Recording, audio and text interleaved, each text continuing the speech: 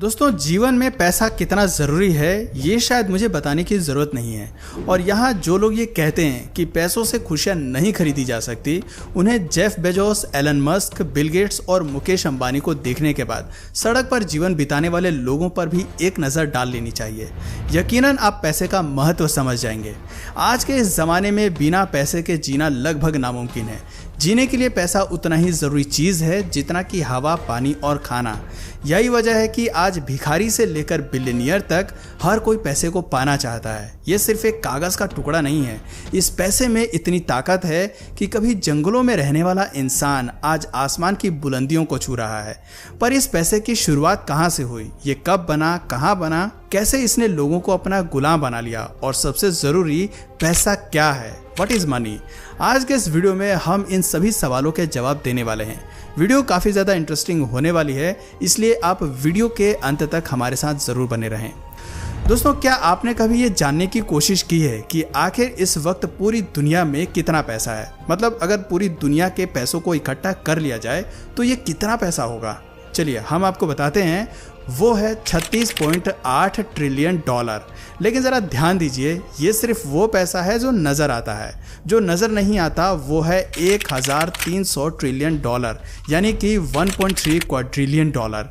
अब सवाल ये है कि इतना पैसा आया कहाँ से, पैसे को किसने बनाया और क्यों बनाया? दोस्तों, इन सभी सवालों के जवाब को जानने के लिए आपको जाना होगा आज से 17,000 साल पहले, यानी कि 15,000 BC में, जब दुनिया में पैसे का कोई नामो निशान नहीं था।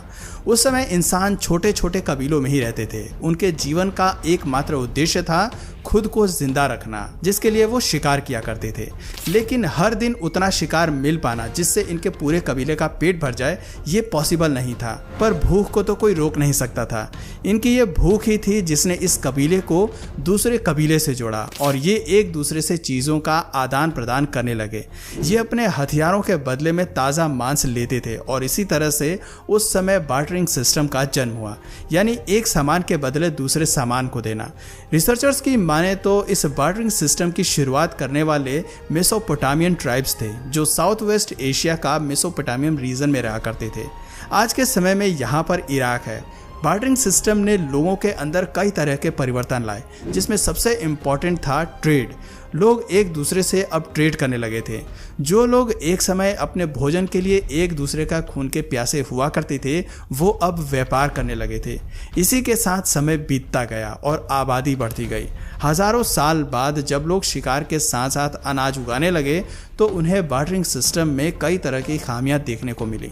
आबादी अधिक होने की वजह से उन्हें ये याद रखने में कठिनाई होने लगी कि किस इंसान को उन्होंने क्या दिया था और किससे क्या लेना है। इस समस्या से बचने के लिए उन्होंने मिट्टी के टुकड़ों के ऊपर लिखना शुरू कर दिया, जिससे अकाउंटिंग की शुरुआत हुई। लेकिन अभी भी बार्टरिंग सिस्टम में कई तरह की खामियां थीं, जिसमें सबसे बड़ी कमी ये थी कि बार्टरिंग सिस्टम के लिए दो लोगों की रजामंदी ज़रूरी होती थी, क्योंकि कई बार ट्रेड करते समय एक इंसान को तो उसकी ज़रूरत का सामान मिल जाता था, लेकिन अगले व्यक्ति को वो चीज़ नहीं चाहिए होती थी जो सामने वाला उसे दे रहा है। इसलिए एक समय के बाद इस तरह से ट्रेड को करना काफ़ी मुश्किल हो गया, और इस समस्या से छुटकारा पाने के लिए पैसे को जन्म दिया गया। लेकिन ये वो पैसा नहीं था जो आज आप और मैं इस्तेमाल करते हैं। ये थी कमोडिटी मनी, यानी उस समय के इंसानों ने हर उस चीज़ को पैसे की तरह इस्तेमाल किया जो मूल्यवान थी, जो हर किसी के इस्तेमाल में आ सकती थी, जैसे पालतू जानवर जिसमें गाय, भैंस, बकरी, गधा शामिल थे। इसके अलावा हथियार जैसे चाकू, कुल्हाड़ी, तीर, तलवार आदि। साथ ही जानवरों की खाल, नमक, मोर के पंख, अल्कोहल, सबसे अंत में इंसानों को भी दासों के रूप में कमोडिटी मनी में शामिल कर लिया गया। कमोडिटी मनी ने ट्रेड को आसान तो कर दिया, लेकिन इसकी भी एक कमी थी। इसमें हर व्यक्ति अपनी चीज़ को सामने वाले की चीज़ से अधिक मूल्यवान बताने लगा, जिससे एक बार फिर से ट्रेड करना मुश्किल हो गया। इसलिए अब एक ऐसी चीज़ की ज़रूरत थी जो सभी कमोडिटी मनी के चीज़ों की कीमत तय कर सके, और लोगों की इसी ज़रूरत ने मेटालिक मनी की शुरुआत की। आज से 2600 साल पहले 600 BC में एंशिएंट ग्रीस में मेटालिक मनी की शुरुआत हुई। वहाँ सोने और चांदी को मिक्स करके कॉइन्स बनाए गए। इन कॉइन्स के ऊपर शेर या बैल के चित्र अंकित होते थे। दोस्तों, इस पर ध्यान दीजिएगा, यह है दुनिया का सबसे पहला सिक्का, द लाइडियन स्टार्टर। इस सिक्के के बारे में कहा जाता है कि ये प्राचीन ग्रीक सिक्के से पहले के हैं। आपकी नॉलेज के लिए बता दें कि दुनिया में सिक्के बनाने की शुरुआत सबसे पहले चीन में 1000 BC में हुई थी। चीन के लोग उस समय पीतल और तांबे के सिक्के बनाते थे, लेकिन दुख की बात यह थी कि इन सिक्कों का लाइडेनस्टार्टर की तरफ प्रसिद्धि नहीं मिली। लाइडेनस्टार्टर के बाद ही दुनिया में सिक्कों की भरमार आई। हर एक राजा, हर एक शासक ने अपने नाम के सिक्के निकाले, जिससे दुनिया का हर एक शख्स सिक्कों का इस्तेमाल करने लगा। इन सिक्कों ने ट्रेड में क्रांति ला दी। वैसे देखा जाए तो मेटल मनी भी कमोडिटी मनी का ही हिस्सा थी। फिर समय आया 500 BC का, जब ओवरसीज ट्रेडिंग अपने पीक पर थी। उस समय व्यापार इन्हीं सिक्कों के जरिए होता था, लेकिन इन सिक्कों की सबसे बड़ी कमी इनका वजन थी। वजन अधिक होने के साथ साथ ये समुद्री जहाज में बहुत अधिक जगह लेते थे। इन्हें ट्रांसपोर्ट करने में भी बहुत अधिक समय लगता था, जिस वजह से इनके चोरी होने का भी खतरा बढ़ गया था। इन्हें गिनने में भी काफ़ी कठिनाइयाँ आती थी। इसीलिए अब सिक्कों की जगह पर एक ऐसी चीज़ की ज़रूरत महसूस हुई जो वज़न में हल्की हो और जो आसानी से स्टोर और काउंट किया जा सके। वैसे ये कहावत तो आपने सुनी ही होगी, necessity is the mother of invention, यानी आवश्यकता ही आविष्कार की जननी है। और यही पेपर मनी के साथ भी हुआ। लोगों की ज़रूरतों ने पेपर मनी को जन्म दिया। साल 1289 में मंगोल चाइना का शासक, जो कि चंगेज खान का पोते थे, कुबला खान ने बार्क ट्री की छाल से सबसे पहले पेपर मनी को बनाया। इस पेपर मनी को उस समय IOU यानी कि IOU कहा गया, जिसका मतलब था कि मैं तुम्हारा कर्जदार हूँ। यानी जब तुम इस पेपर मनी को वापस करोगे तब तुम्हारे बेशकीमती हीरे जवाहरात तुम्हें वापस मिल जाएंगे। लेकिन लोगों ने इस कागज़ को बदलने की जगह उसी से ट्रेड करना शुरू कर दिया और समय के साथ साथ ये पेपर मनी चाइना के बाहर फैल गया।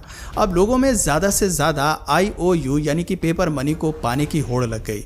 इसी समय बैंक भी अस्तित्व में आए, जो लोगों से उनके सोने चांदी हीरे लेकर उन्हें पेपर मनी देने लगे, क्योंकि पेपर मनी एक ऐसी चीज़ थी जिसे वो जितना चाहें उतना छाप सकते थे। और लोग भी इसे लेने लगे क्योंकि सोने चांदी के चोरी होने का डर लगा रहता था। कुछ समय बाद ये मिनी बैंक लोगों को IOUs उधार देने लगे, जिससे पूरी दुनिया में पेपर मनी की बारिश होने लगी। पेपर मनी की अधिकता ने इन्फ्लेशन को जन्म दिया, यानी कि महंगाई आ गई। जो सामान 1 IOU में मिलता था वो अब 10 IOUs में मिलने लगा। बैंकों में उतने सोने के सिक्के नहीं थे जितने कि शहर भर में पेपर मनी मौजूद थी। इस बात की खबर जब लोगों को हुई तो वे अपने सिक्कों को लेने के लिए बैंकों की तरफ दौड़ पड़े, लेकिन बैंक्स ने खुद को दिवालिया घोषित कर दिया। अब लोगों का बैंक्स पर से भरोसा उठ गया। लोगों के पास जो बचे खुचे सिक्के थे वो उसे अपने पास घर पर छुपा कर रखने लगे। पैसे का सर्कुलेशन भी अब पहले से बहुत कम हो गया, जिससे लोगों को भारी मुसीबतों का सामना करना पड़ा। फिर समय आया 1816 का, जब ब्रिटेन ने एक नए लॉ के तहत ये अनाउंसमेंट किया कि अब उनके पास जितना गोल्ड होगा वे उतने ही पेपर मनी प्रिंट करेंगे, जिससे महंगाई नहीं बढ़ेगी और कर्ज भी एक लिमिट में ही दी जाएगी। इस तरह से ब्रिटेन ने अपने पेपर मनी को गोल्ड के स्टैंडर्ड के मुताबिक कर दिया और कुछ ही समय में ब्रिटेन को देखकर बाकी सारी कंट्रीज ने भी अपने पेपर मनी को गोल्ड स्टैंडर्ड के मुताबिक कर दिया, जिसके बाद साल 1900 में यूनाइटेड स्टेट्स ने भी गोल्ड स्टैंडर्ड को अपना लिया। लेकिन उन्हें नहीं पता था कि इसके आगे जो होने वाला था वो काफ़ी भयानक है। दोस्तों, देश में जब पैसा ज़्यादा होता है तो इन्फ्लेशन होता है, यानी महंगाई बढ़ती है। लेकिन जब पैसा कम होता है तो डिफ्लेशन होता है, जो महंगाई से भी ज़्यादा खतरनाक होता है। और साल 1930 में यही हुआ। USA में डिफ्लेशन हो गई, क्योंकि चीज़ों की कीमत कम होने की वजह से कंपनी इतना पैसा नहीं कमा पा रही थी कि वो अपने एम्प्लॉयज़ को सैलरी दे सके।